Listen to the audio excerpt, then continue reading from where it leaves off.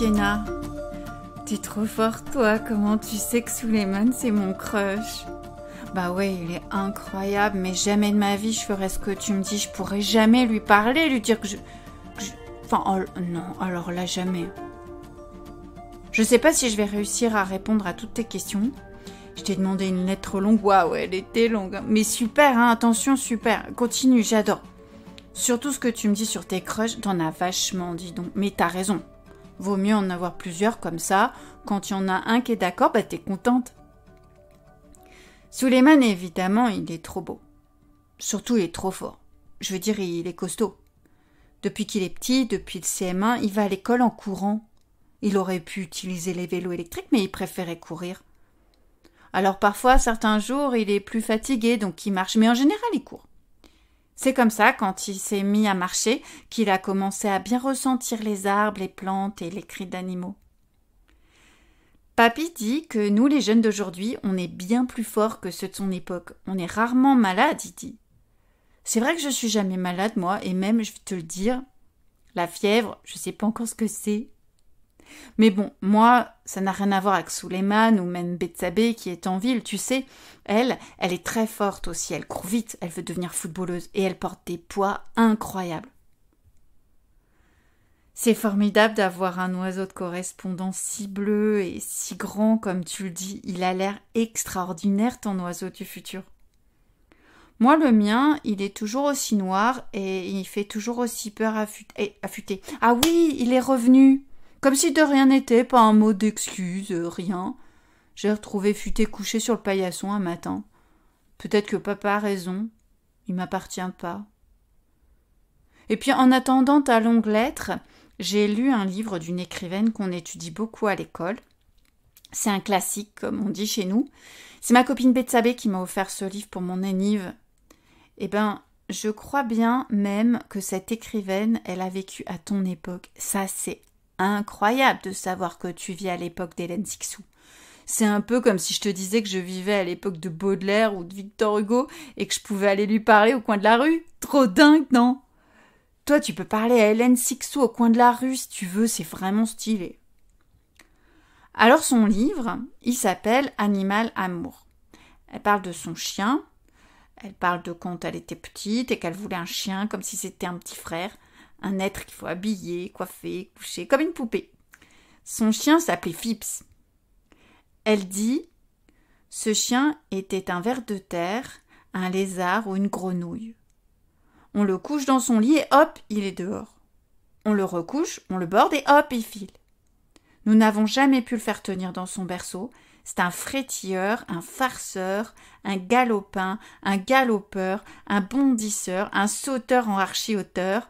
Le portail qui était très haut, il n'en fait qu'un bond, une bouchée. » Et elle rajoute « Notre Fips, j'ai dit que c'était un dieu, le dieu de la liberté. Tout son être n'était qu'un cri, libre, libre, libre. Libre était tout son être, personne ne peut le nier, mais sa vie ne le fut jamais, pour notre malheur à tous. » Et c'est vrai que dans le livre, ça finit très mal pour Fips. J'ai compris avec ce livre ce que voulait dire le mot liberté. La liberté, c'est avoir le choix. Et pour les chiens, c'est pareil. Je sais pas si à ton époque, elle a déjà écrit ce livre, mais tu peux regarder à la bibliothèque Animal Amour d'Hélène Cixous. Tu me diras ce que tu en penses. Et s'il n'existe pas, surtout rappelle-toi de nos fichues règles et ne le dis à personne. Et puis surtout, si tu croises Hélène Cixous au coin de la rue, ne lui dis pas qu'elle va l'écrire ce livre. Elle pourrait du coup ne pas le faire. Tu imagines le désastre?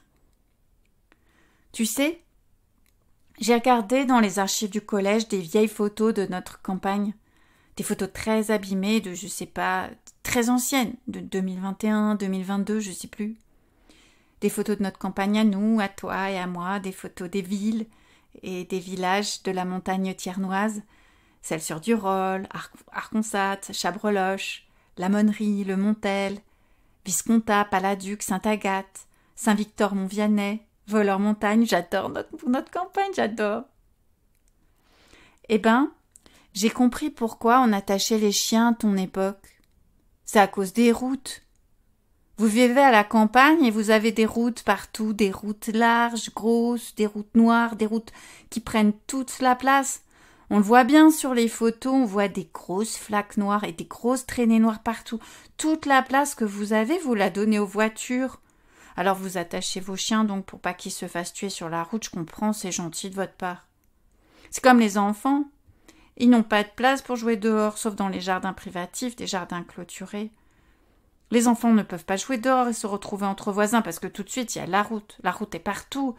Elle est partout juste à cause des voitures. Et en plus, tout le monde a peur de la route, tout le monde a peur des voitures. Comment tu peux te promener en ayant toujours peur de ce qui arrive derrière ou de ce qui arrive devant?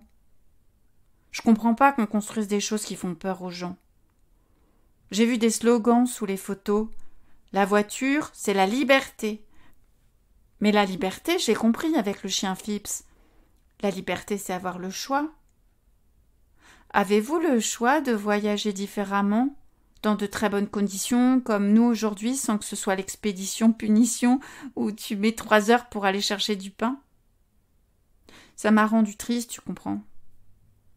Pas de façon définitive, parce que je sais que ce n'est qu'un passage de l'histoire, que même dans les grandes villes où grandit ma copine Betsabé, même dans les très grandes villes, les cœurs de ville sont absolument interdits aux voitures et on a même inauguré des parcs nationaux urbains. Tu te rends compte, des parcs nationaux urbains où non seulement la biodiversité a cessé de décliner, mais elle s'est même enrichie grâce au rétablissement des couloirs empruntés par la faune sauvage, aux espaces verts, aux bosquets. Et Betsabé me dit qu'elle remarque de temps en temps l'arrivée de nouveaux insectes, ou même, c'est dingue, elle entend des nouveaux chants d'oiseaux, des chants puissants, confiants, plus élaborés, plus vifs. Donc ça m'a pas rendu triste pour ce petit passage de l'histoire que tu vis, mais ça m'a rendu triste parce que justement toi tu le vis, et ça me fait de la peine que tu vives dans cet endroit. J'aimerais t'inviter chez moi dans l'avenir pour que tu goûtes quelques instants de son parfum de merveilleux, que tu puisses te reposer, que tu puisses laisser ton imagination vagabonder et inventer l'avenir dont je suis certaine tu te souviendras. Tu vois, Sienna, nous, ici à Visconta, par exemple, ou à Celles-sur-du-Rolle, eh bien, les enfants peuvent jouer devant leur maison, et pas seulement les enfants, mais les vieux, les adultes, tout le monde se retrouve dans le cœur de la ville, et on n'a pas peur d'être au milieu des chemins. Le cœur de Visconta est comme un grand parc avec des arbres, des fleurs, des chemins, une sorte de grande place verte et colorée où tu peux entendre de la musique, des jeux, et parfois tu n'entends rien, seulement les chants de centaines d'oiseaux parce que les adultes et les plus jeunes sont d'un calme absolu. Je te laisse. Continue de m'envoyer tes dessins avec les portraits de tes amis. Et j'ai demandé au contrôleur des correspondances si tu pouvais m'envoyer un enregistrement de la musique que tu joues comme tu me l'as demandé. Il a dit oui, c'est génial. Mais tu dois pas me parler, hein, juste jouer de la musique. J'adorerais t'entendre. T'es vraiment hyper douée. Je t'embrasse. Acha.